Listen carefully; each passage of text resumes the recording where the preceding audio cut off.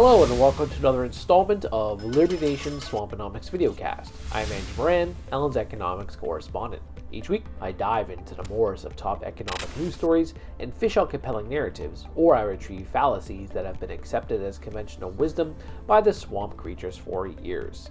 This week, Turkey has returned from the abyss.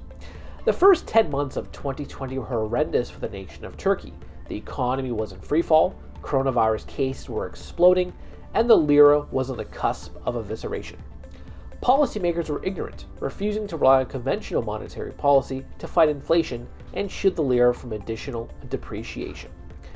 Everyone was turning to President Recep Erdogan, despite his advocacy of slashing interest rates to spur economic growth. And then a purge happened in November. Finance Minister Berat Albayrak resigned over health issues, and Central Bank Governor Murat Yilmaz was fired, making it the second central bank governor in less than a year. President Erdogan quickly announced that former Deputy Prime Minister Lutfi Yavan would act as a Treasury and Finance Chief, and Naci Agbal would become the head of the Central Bank of Turkey. So far, the results have been pretty good. Turkey's central bank hiked its benchmark one-week repo rate by 475 basis points to 15% at its November policy meeting. This was the biggest rate hike in 2 years.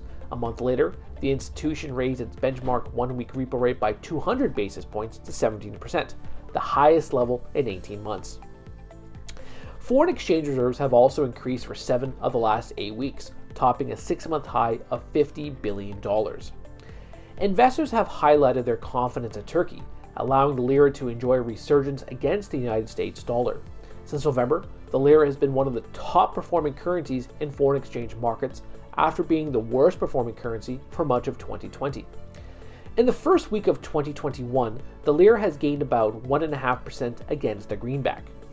But is the embrace of a more orthodox monetary policy curbing inflation rates? Not yet.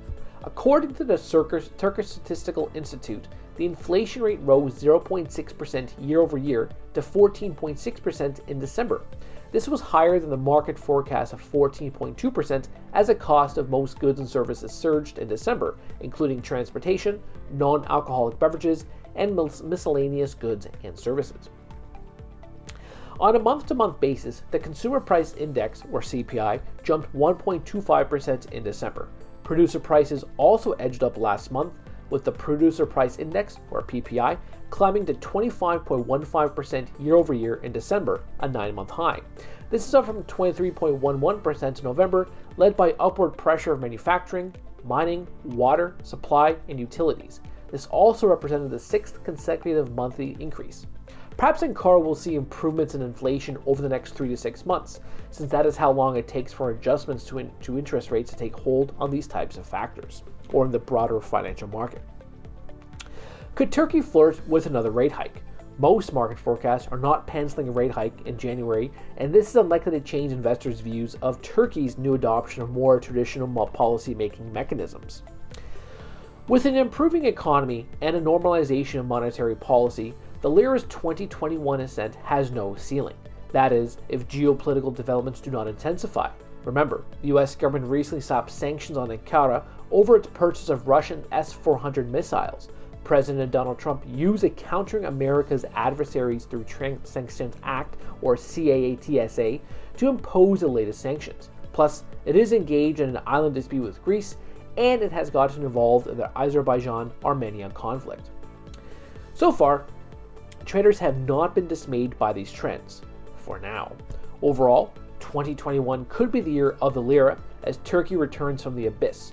But can Erdogan sustain the momentum, or will his micromanaging, interventionist ways prevent the country's elevation from the ashes of destitution and despair? That's it for me this week.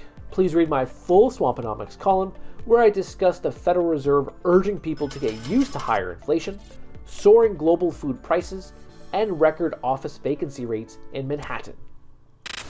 Thank you. Go deeper on the topic discussed in this video, head on over to one of these links here or go to our Liberty Nation Roku channel. Thanks so much for watching, and don't forget to subscribe and hit the notification bell for Liberty.